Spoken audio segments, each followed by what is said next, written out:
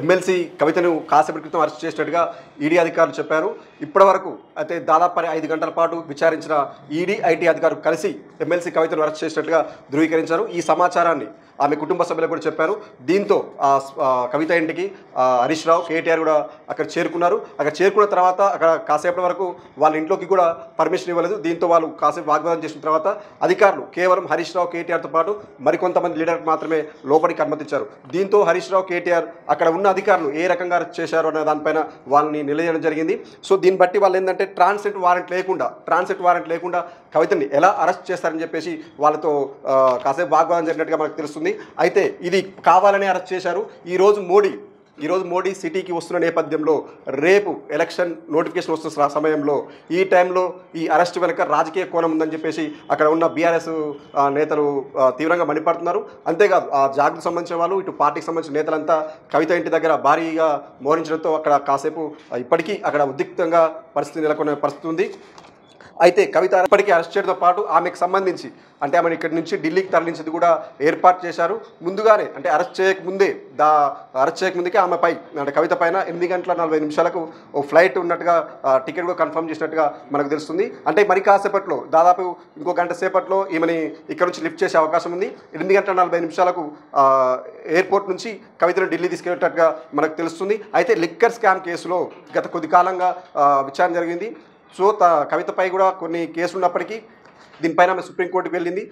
వర్చువల్గా నేను హాజరవుతాను తప్ప ఇలా డైరెక్ట్గా నేను రాలేని చెప్పడంతో కోర్టులో ఆ కేసు నడుస్తూనే ఉంది. ఈ కేసు సంబంధించి ఈ నెల 19వ తారీఖు వరకు కేసు సుప్రీంకోర్టు స్టే విధించింది.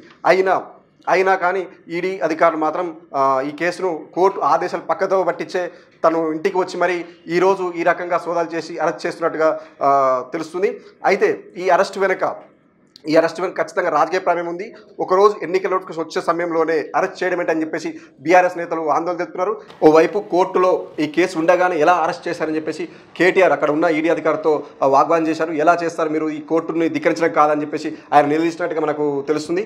అయితే దీనిపై ఈడీ అధికారులు మాత్రం మాకంటూ కొన్ని విచక్షణ అధికారులు ఉంటాయి, ఈ నేపథ్యంలో మేము అరెస్ట్ చేశామని చెప్పేసి వాళ్ళు సమాధానం చెప్పినట్టుగా తెలుస్తుంది.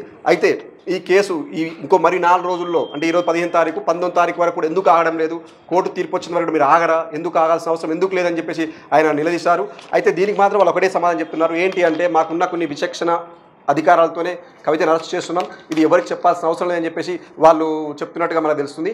అయితే ఇంత సడన్గా రావాల్సిన అవసరం ఏముంది, ఇంత హడావిడిగా అరెస్ట్ చేయాల్సిన అవసరం ఏముంది, ముందస్తు నోటీస్ ఇవ్వకుండా ఎందుకు అరెస్ట్ చేస్తారని చెప్పి కూడా వాళ్ళు నిలదీసినట్టుగా మనకు సమాచారం అందుతుంది.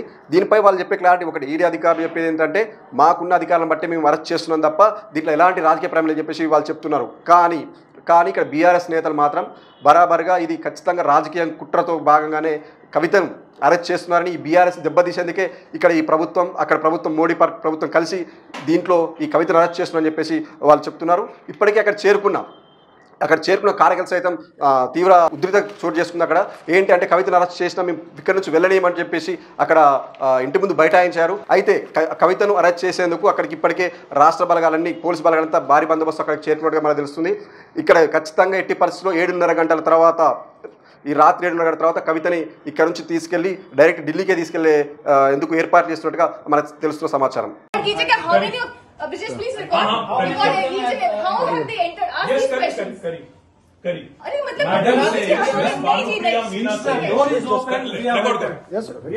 Madam Bhanupriya Meena says,